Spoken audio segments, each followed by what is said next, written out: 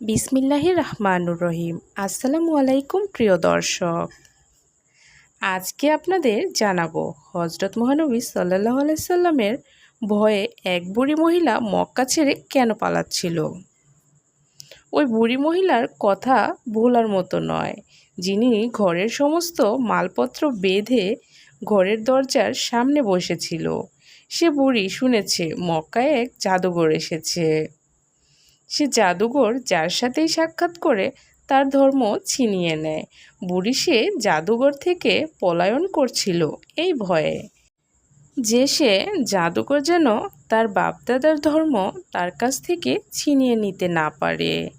হঠাৎ সে রাস্তা দিয়ে মহানবী সাল্লাল্লাহু আলাইহি সাল্লাম যাচ্ছিলেন।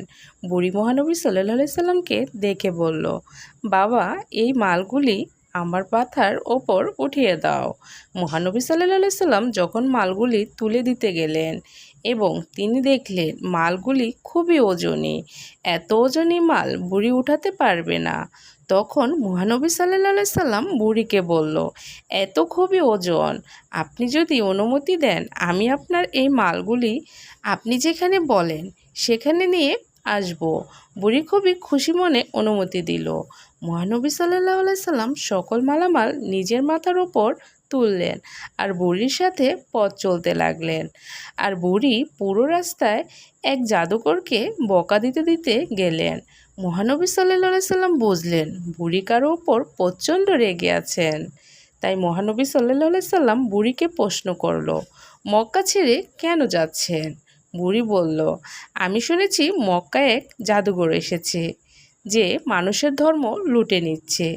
আমি সারা জীবন মূর্তি পুজো করেছি, বাপদাদা মূর্তি পূজা করেছে। আমি চাই না আমার এই বয়সে বাপদাদার ধর্ম আমার থেকে ছিনিয়ে যাক, তাই আমি মক্কা শহর ছেড়ে চলে যাচ্ছি।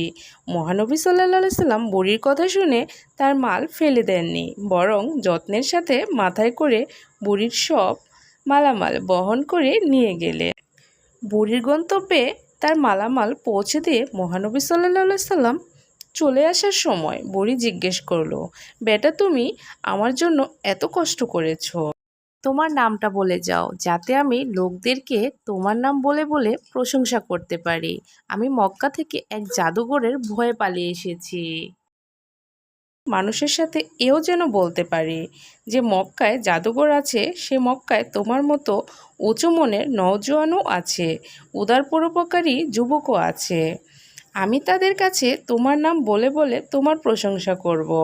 বুড়ির এ কথা শুনে মহানবী সাল্লাল্লাহু আলাইহি সাল্লাম হেসে দিলেন আর বললেন, হে বুড়ি, যে জাদুকরের ভয়ে তুমি মক্কা ছেড়ে এসেছো, সে জাদুঘর তোমারই সামনে দাঁড়ানো। বুড়ি বলল, সত্যি সত্যি আপনি মুহাম্মদ? হুজুর বললেন, হ্যাঁ, আমি সে মুহাম্মদ। তখন বুড়ি বলল, তাহলে আপনার জাদু আমার উপর ক্রিয়া করে ফেলেছে। সুবহানাল্লাহ, আপনি আর দেরি করবেন না, আমাকে কালেমা পড়িয়ে দিন। লা ইলাহা ইল্লাল্লাহু মুহাম্মাদুর রাসূলুল্লাহ। ইসলাম ঘৃণা বিদ্বেষ ছড়ানোর শিক্ষা দেয় না, ইসলাম শিক্ষা দেয় ভালোবাসা ও মোহাব্বত। আজ মুসলমানদের মধ্যে হাজারো ফিরকা, ছোট ছোট বিষয়গুলি নিয়ে আজ মুসলমানরা দ্বিধাবিভক্ত। ইসলামের আসল শিক্ষা থেকে আজ আমরা অনেক দূরে সরে গেছি। আল্লাহ সারা বিশ্বের সকল মুসলমানদেরকে ঐক্যবদ্ধ হওয়ার তৌফিক দান করুন, আমিন। প্রিয় দর্শক, এই ছিল আমাদের আজকের ভিডিও। আমাদের এই ভিডিও সম্পর্কে মন্তব্য জানতে কমেন্ট করুন। ভিডিওটি ভালো লাগলে লাইক দিন। আমাদের অন্য ভিডিওগুলোও দেখুন। ভালো লাগলে আমাদের চ্যানেলটি সাবস্ক্রাইব করে পাশে থাকা বেল আইকনটি প্রেস করুন। এতে করে আমাদের সব ভিডিও আপনার কাছে পৌঁছাবে। এখনকার মতো বিদায় নিচ্ছি। দেখা হবে নতুন কোনো ভিডিওতে। ভালো থাকবেন। ধন্যবাদ সবাইকে।